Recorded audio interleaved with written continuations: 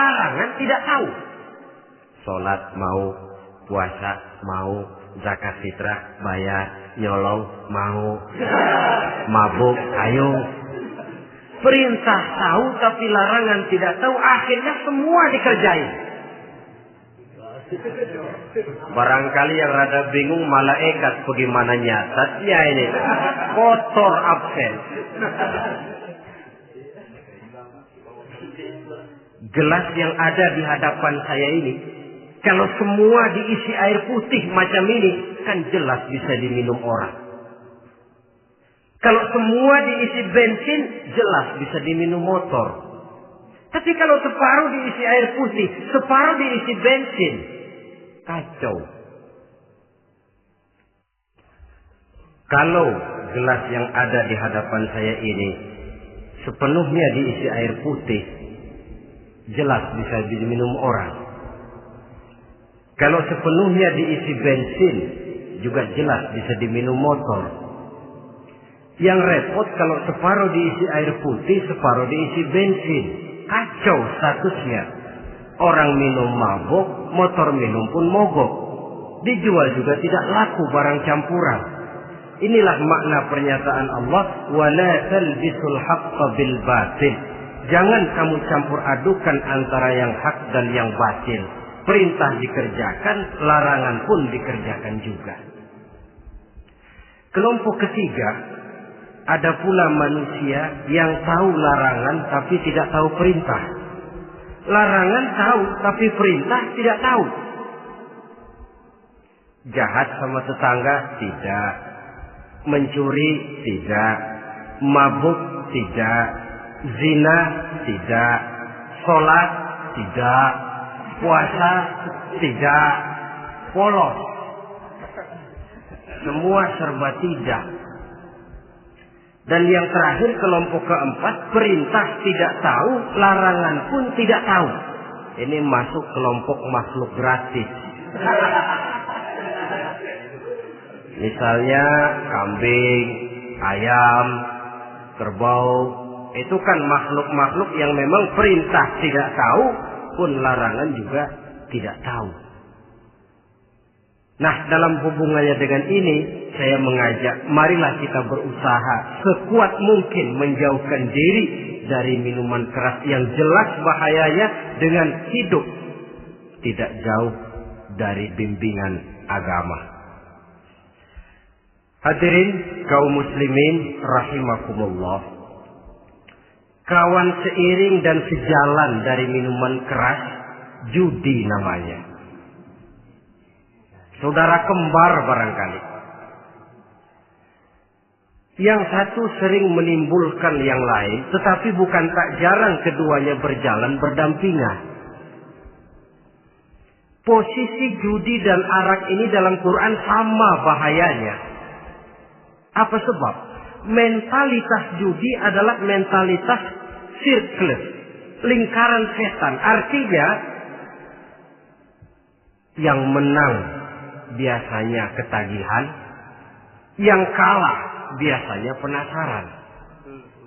Ini yang menyebabkan orang tidak mau berhenti. Kalau dia menang, dia ingin mencoba untuk menang dalam jumlah yang jauh lebih besar lagi.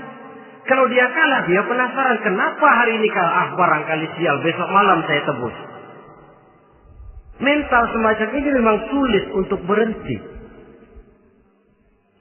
Kenapa judi diharamkan dalam Islam?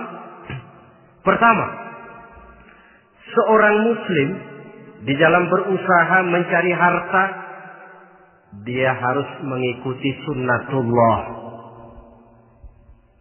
Kata kita orang muslim, hukum alam kata orang sekarang, natural of law bahasa kerennya.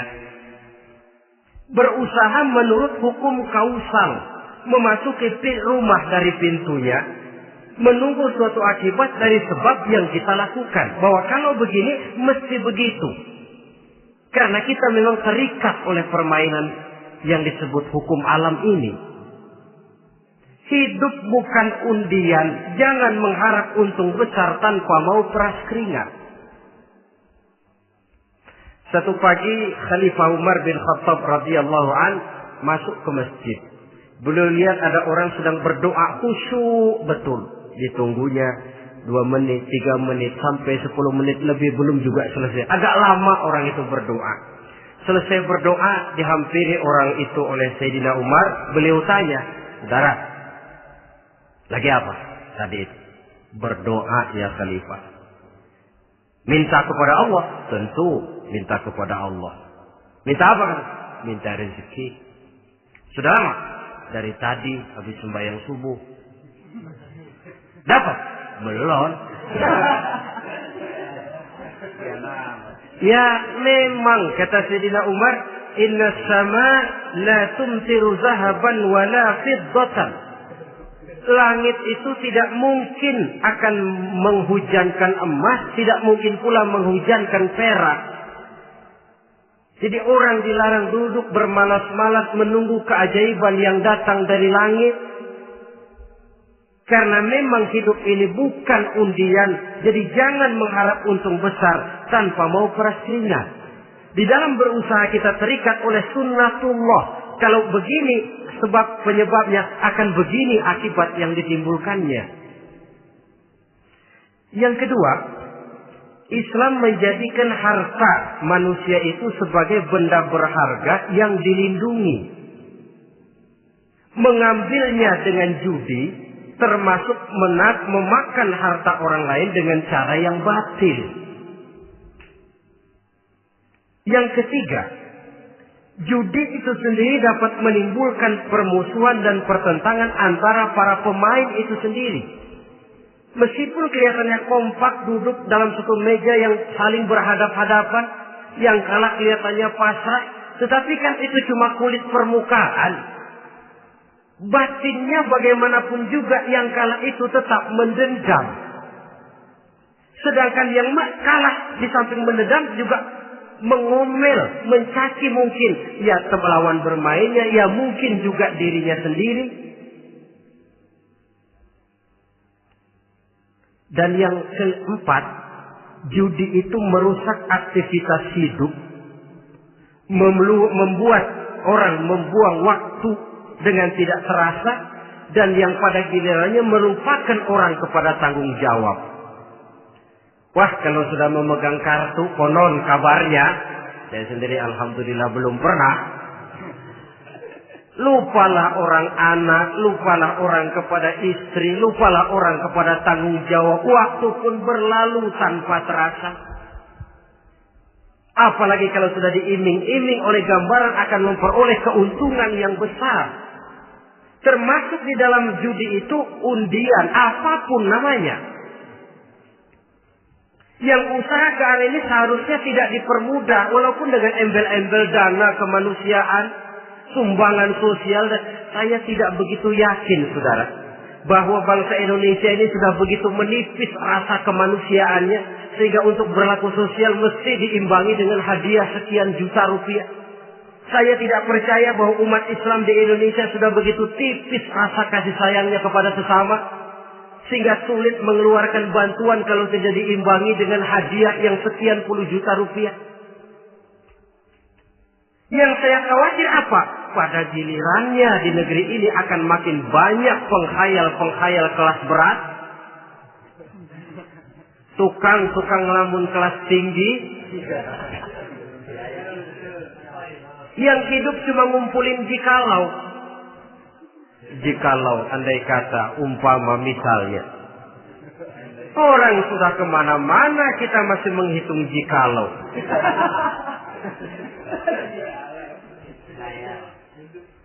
Orang boleh saja mengharap burung terbang tinggi, tapi punai di tangan jangan dulu dilepas. Artinya idealisme silahkan terbang setinggi langit, tapi kaki harus tetap berpijak di alam realita. Bahwa memang lebih baik makan singkong dalam kenyataan daripada makan roti tapi ngimpi.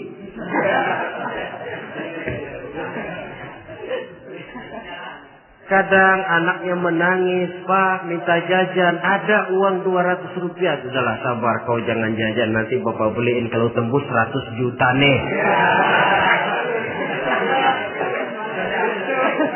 Akhirnya yang 100 juta tidak, anak pun kelaparan. Bukankah akan jadi masalah bagi semuanya? Belum lagi rasa sayang kepada harta yang sudah dia miliki.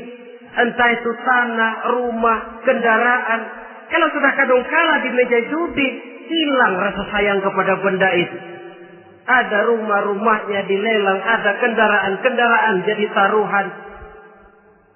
Ada jam tangan pun copot tanpa terasa. Maka berapa banyak rumah tangga berantakan, istri minta cerai, orang jadi nekat merampok, orang jadi nekat mencuri, korupsi kalau dia pejabat. Akibat apa ini? Pengaruh yang namanya judi. Saudara kaum muslimin, ma'asyiral muslimin rahimakumullah. Itu sebabnya di dalam surah Al-Maidah ayat 90 Allah menekankan, innamal khamru wal maisir wal ansab wal azlam rijsun min amali syaitan fajtanibuhu la'allakum tuflihun. Sesungguhnya arak, judi, berhala, mengundi nasib itu rijsun. Ya Allah, jarang benar Quran menggunakan kalimat rijsun. Rijsun ini sudah merupakan puncak kekotoran. Bapak moyangnya najis, itu rijsun. Rijsun, kotor. Sudah kotor ditambah pula min amali syaitan, pekerjaan setan. Wajtanibuhu, jauhi. Jangan sampai main, dekat saja tidak boleh, jauhi. La'allakum tuflihun, jikalau kamu mau menjadi orang-orang yang beruntung. Sejarah tidak pernah mencatat ada orang jadi miliuner karena judi. Sejak David Rockefeller sampai Aristotle Onassis, orang-orang kaya top di dunia, mereka kaya bukan karena judi, tapi karena kemauan peras keringat banting tulang, mau memulai sesuatu dari kenyataan yang real di depan mata. Sebab apa? Hidup ini memang perjuangan.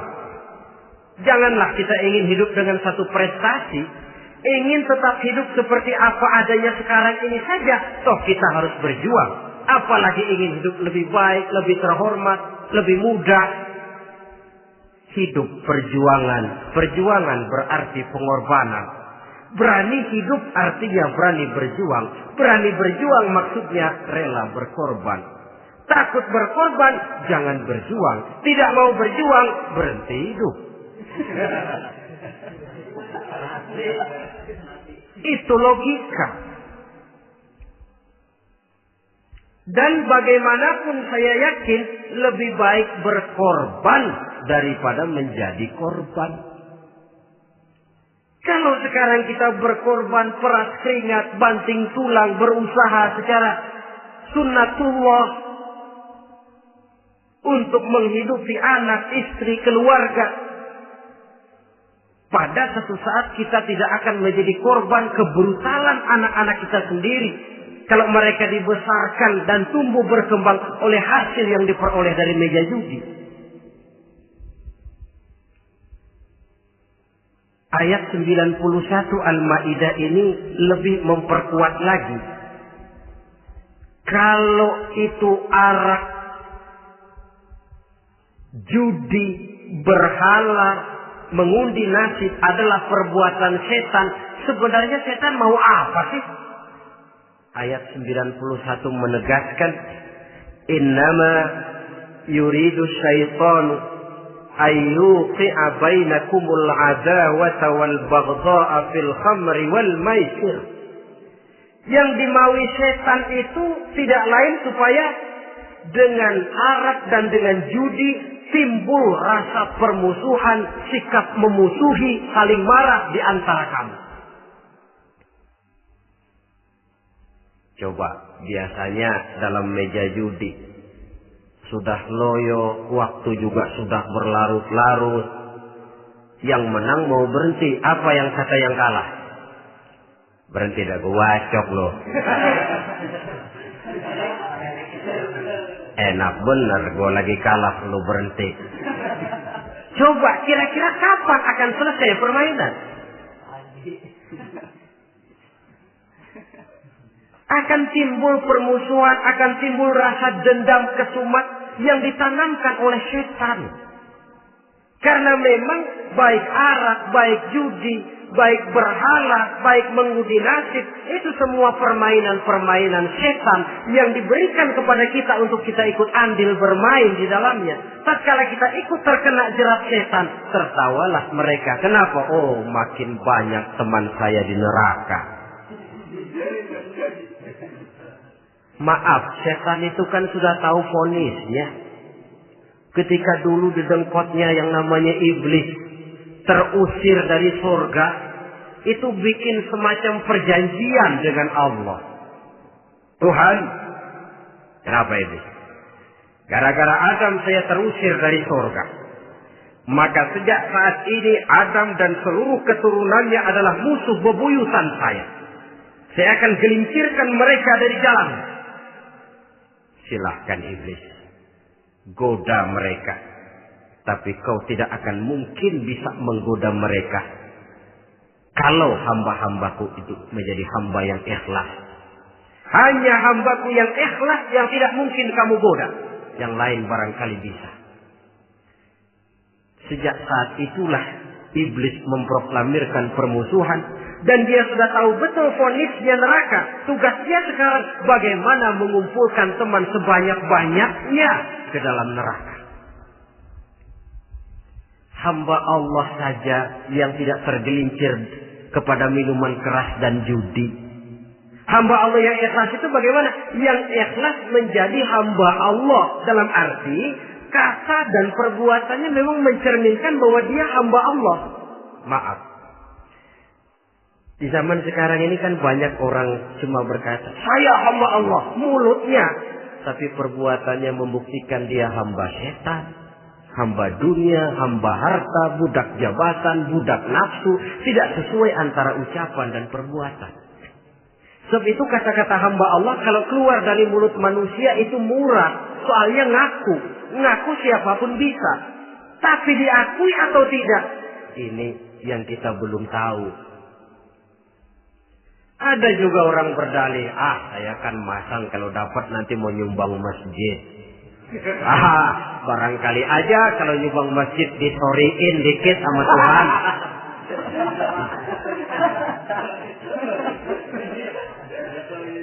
Apa bisa begitu? Saudara, kita tidak mungkin mencuci kain dengan air najis. Innallaha thayyibun, kata Nabi, la yaqbalu illa thayyiba. Allah itu baik dan hanya menerima yang baik. Bahwa dalam Islam tujuan yang baik harus dicapai dengan prosedur yang baik. Bahwa niat menyumbang masjid bagus, tapi hasil daripada judi atau undian tidak akan menyampaikan kita kepada tujuan itu. Tidak boleh mencuri kain walaupun niatnya untuk sholat. Kalau nyolong kain niatnya buat sembahyang, dimaafin kali. Walaupun sholatnya sah, mencuri kainnya tetap saja dosa. Islam tidak menghalalkan segala cara untuk mencapai suatu tujuan. Bahwa tujuan yang baik harus dicapai dengan cara yang baik juga. Dan penyakit judi ini juga bukan penyakit baru. Sejak dulu. Masa jahiliyah judi mereka. Saya kira kalau Las Vegas, kota judi Amerika saja barangkali masih kalah dengan cara judi jahiliyah dulu. Mereka kalau sudah judi itu uang. Habis uang, ada punya tanah pasar, taruhan. Habis tanah, ada rumahnya dipasang. Apalagi yang ada? Ternak unta dipertaruhkan. Harta habis, rumah ludes, kebun binasa. Ada istri juga dipasangin. Judi.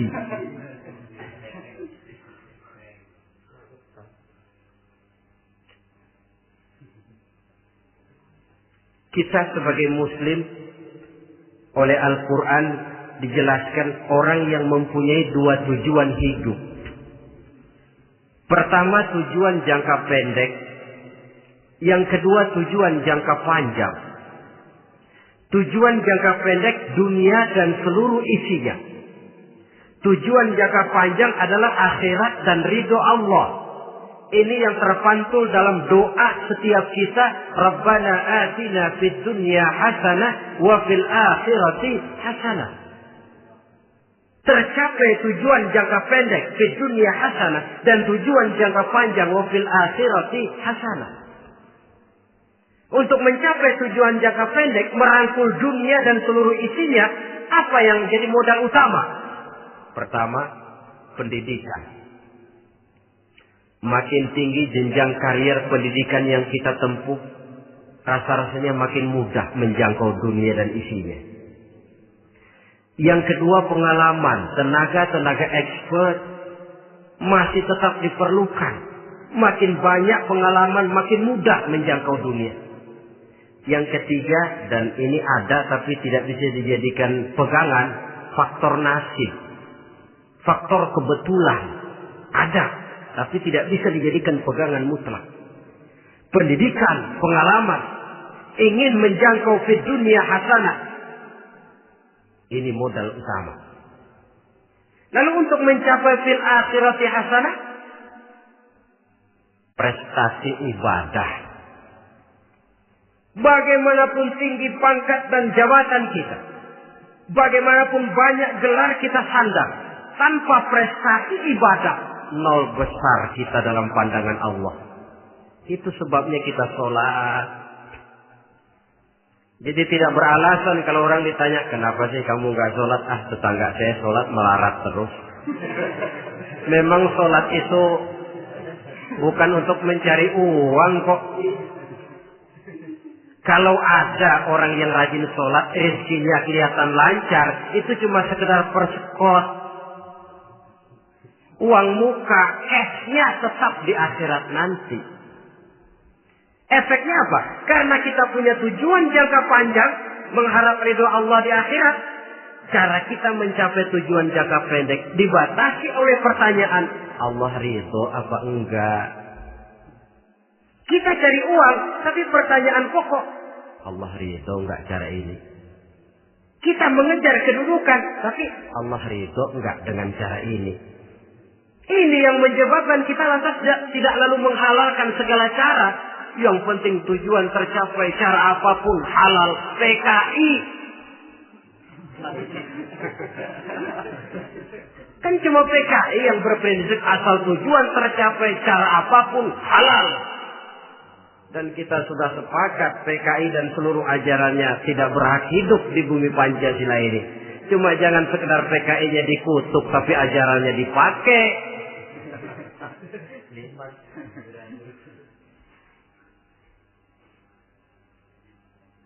Nah, untuk mencapai dua tujuan ini, Islam mengajarkan sistem keseimbangan. Sehingga Nabi sabdakan, "I'mal li dunyaka ka'annaka ta'ishu abada, wa'mal li akhiratika ka'annaka tamutu ghada."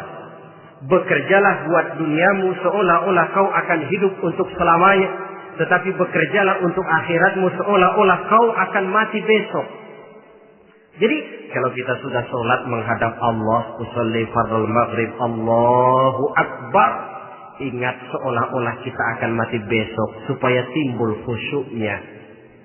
Tapi kalau kita sudah bekerja, kuliah, bekerja, belajar di tempat tugas, ingat seolah-olah kita akan hidup selamanya supaya timbul gairah kerja. Jangan dibalik. Di kantor ingat mati, lemas terus. Ngapain kerja sungguh-sungguh bakalan mati. Lagi sholat ingat Duta Merlin, Altiron Plaza. Ya kacau.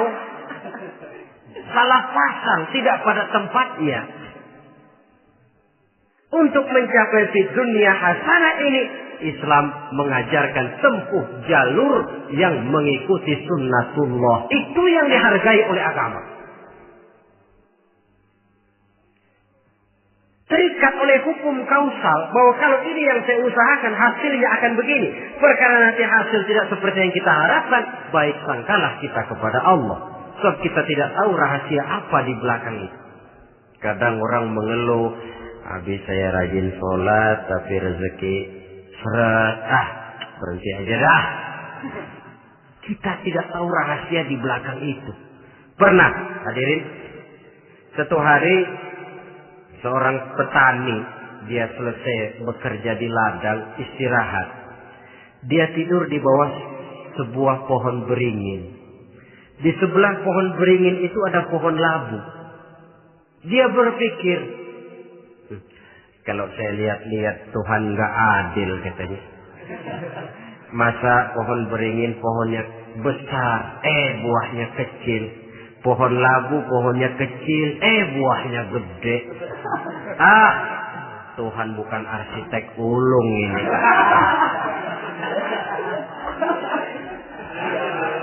Mestinya supaya enak dilihat, beringin yang pohonnya besar buahnya sebesar buah labu. Pohon labu yang pohonnya kecil buahnya kecil saja sebesar buah beringin. Tidak adil Tuhan. Baru dia selesai berpikir Tuhan tidak adil, jatuh sebutir buah beringin tepat menimpa hidungnya. Dia terkejut. Astagfirullahaladzim. Kalau begitu saya sadar katanya, Tuhan benar-benar adil. Coba kalau buah beringin segede buah labu, waduh kayak apa muka saya ini.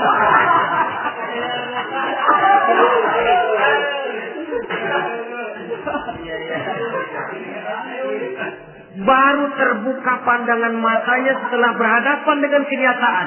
Baru keluar respek. Allah benar-benar adil. Padahal semenit yang lalu dia masih berkata, Tuhan bukan arsitek ulu. Tapi semenit kemudian setelah berhadapan dengan kenyataan yang real dia hadapi, Allah benar-benar adil.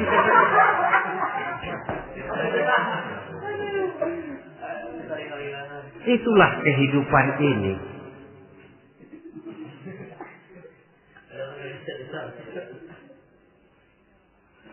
Saudara hadirin yang saya hormati, karena itu baik arak, baik judi, dua-duanya merupakan bahaya laten yang tidak hanya mengancam kehidupan agama, tetapi juga masyarakat, bangsa dan negara, apalagi kalau sudah jatuh kepada generasi penerus. Dan yang bagaimanapun juga saya berpikir sebenarnya remaja, pemuda, pemudi kita cuma korban dari suatu sistem. Sebab ini merupakan tanggung jawab bersama. Ulama mubalik macam saya paling wewenangnya cuma ngomong. Yang punya SK untuk memberhentikan pabrik minuman keras itu kan Menteri Perindustrian. Tangan-tangan eksekutif. Sehingga kalau Nabi katakan, Man ra'a minkum munkaran falyughayyir biyadihi wa illam yastati' fa bilisanih wa illam yastati' fa biqalbihi. Apabila salah seorang kamu melihat suatu kemunkaran, termasuk minuman keras dan judi di dalamnya, rubah itu. Dengan cara apa? Kalau kau mampu dengan tangan, artinya power, kekuatan. Kalau dengan tangan tidak mampu, ini orang kalau gue pukul gue yang melintir. Umpamanya, fabilisani, dengan lidah ngomong. Mas, saya senang sampean tinggal di sini, kampung kami tambah warga, tapi tolonglah jangan bawa pengaruh yang tidak baik. Kalau ternyata bicara pun tidak berani, fabiqalbi, cukup dalam hati, sekurang-kurangnya tidak ikut membenci kemungkaran dalam hati, itulah kadar iman yang paling lemah. Ini secara umum. Tapi kalau hadis ini kita mau adakan semacam, katakan description of job, bahasa kerennya, kita adakan pembagian tugas. Siapa yang harus merombak kemungkaran dengan power? Penguasa, pemerintah, sebab dia punya aparat. Siapa yang merombak kemungkaran dengan lidah? Ulama, kiai, mubalik, ngomong. Siapa yang hanya merubah kemungkaran dalam hati? Kita umumnya rakyat lemah ini. Yang mau ngomong gak berani, tapi hati pegel. Nah, kalau sudah ada pembagian tugas semacam itu, insya Allah masing-masing akan berjalan pada relnya.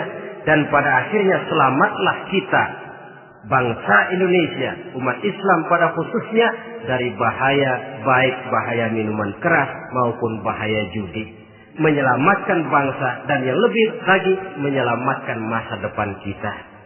Sekianlah saudara pertemuan kita pada saat ini. Mudah-mudahan ada manfaatnya. Terima kasih atas segala perhatian. Mohon maaf atas segala kekurangan. Usikum wa nafsi bitaqwallah. Wassalamualaikum warahmatullahi wabarakatuh.